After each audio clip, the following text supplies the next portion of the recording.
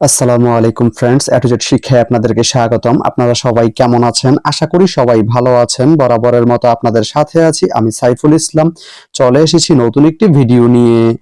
আজকে আমরা জানবো আপনি লাকসাম থেকে তাল শহর যেতে কোন কোন ট্রেন রয়েছে, সেই ট্রেনগুলা ছাড়ার নতুন সময়সূচি, বন্ধের দিন এবং গিয়ে পৌঁছতে কতক্ষণ সময় লাগবে বিস্তারিত।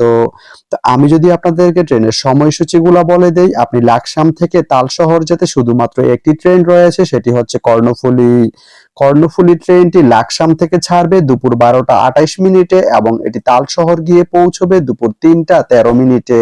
এই ট্রেনটির কোনো অফ ডে নেই।